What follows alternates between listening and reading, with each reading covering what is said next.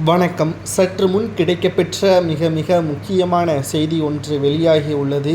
கொடநாடு வழக்கின் இறுதி கட்டத்தை எட்டியுள்ளது.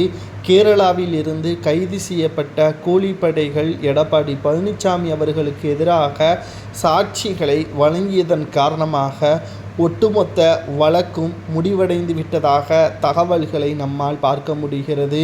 நேற்று சிபிஐ துறை விசாரணையில் கேரளாவில் இருந்து கைது செய்யப்பட்ட கூலிப்படைகள் அதிமுகவின் ஆட்சியில் அமைச்சர்களால் தான் எங்களால் வரவழைக்கப்பட்டது என்றும், அவர்கள் மூலமாகத்தான் நாங்கள் கொள்ளையடிக்க போனோம் என்றும், அப்பொழுது காவலாளிகளில் இருவரை கொலை செய்தோம், மற்றொருவர் தப்பி ஓடிவிட்டார் என்றும் வாக்குமூலத்தை கொடுத்துள்ளார்கள். மேலும் அந்த அமைச்சரை தொடர்பு கொண்டு அவரிடம் இருந்த அனைத்து விவரங்களையும் பெற்றுக்கொண்டுதான் நாங்கள் களத்தில் இறங்கினோம் என்ற வாக்குறுதிகளையும் தற்பொழுது வாக்குமூலமாக தெரிவித்திருக்கிறார்கள் கேரளாவில் உள்ள கூலிப்படைகள்.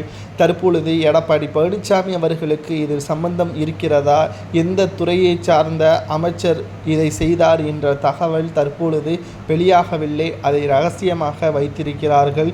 தற்பொழுது இதில் எடப்பாடி பழனிசாமி அவர்கள் தொடர்பு கொண்டால் அவரை உடனடியாக டெல்லிக்கு அழைத்து செல்லுமாறு உத்தரவுகளும் பிறப்பிக்கப்பட்டுள்ளது.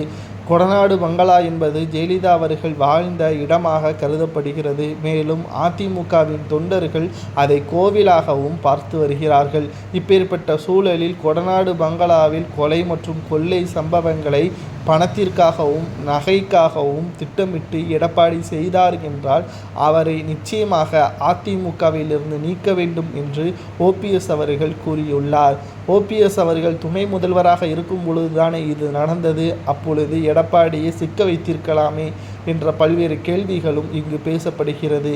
ஆனால் மறைமுகமாக நடைபெறக்கூடிய அனைத்து செயல்களும் ஓபிஎஸ் அவர்களுக்கு தெரியாது.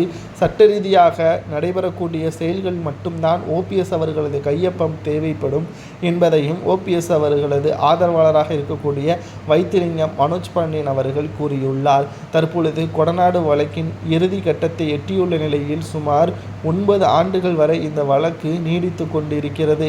இறுதியாக இந்த வழக்கின் இறுதி தீர்ப்பானது வருகின்ற 14ஆம் தேதி, அதாவது அதிமுகவின் செயற்குழு கூட்டம் நடைபெறும் பொழுது வெளியாகும் என்றும் கூறப்படுகிறது.